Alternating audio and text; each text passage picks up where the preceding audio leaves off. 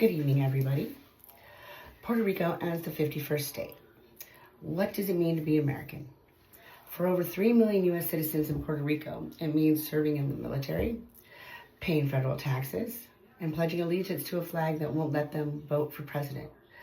It means being governed by laws passed in Congress where they have no voting representation. Is that democracy? Puerto Rico should be added as the 51st U.S. state because it would uphold democratic value and improve economic equity and honor the will of the Puerto Rican citizens. Puerto Ricans are American citizens. They carry U.S. passports, serve in the armed forces, and are subject to federal laws. And yet, they cannot vote in presidential decisions and elections unless they move to one of the 50 states. They also have to have no senators and just one non-voting delegate in the House of Representatives.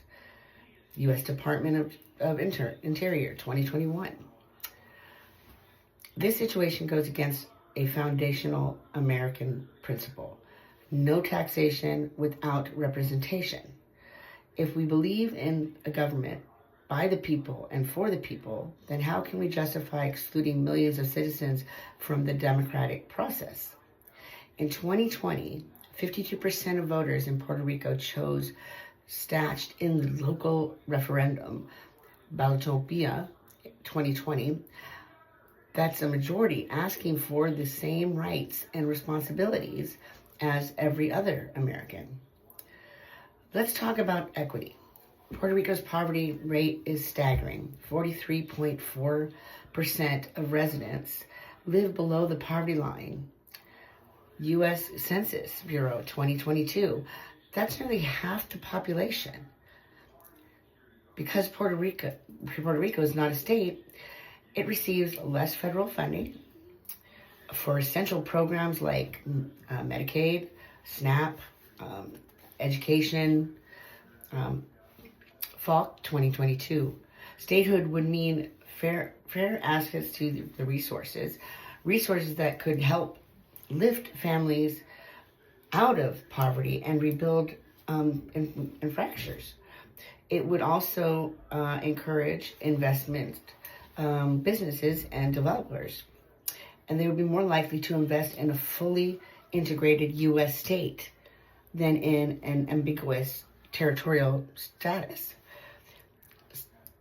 Statehood could provide the economic confidence Puerto Rico desperately needs.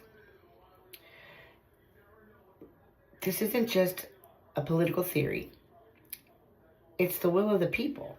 The 2020 referendum showed a majority in favor of statehood. That wasn't the first time either. Puerto Ricans have participated in multiple referendums to the issue over the last few decades with growing support each time. This pattern tells us something powerful. Puerto Ricans want to be included. They want the full rights and dignity of citizenship. It's not just about benefits, it's about belonging. To continue denying Puerto Rico statehood is to perpetuate a colonial model that no longer fits within our values as a nation. These are American citizens serving, sacrificing, and striving, yet still treated as second-class citizens. Statehood is not a handout. It's a recognition of equality. It's a promise fulfilled. Call to action. Congress must act.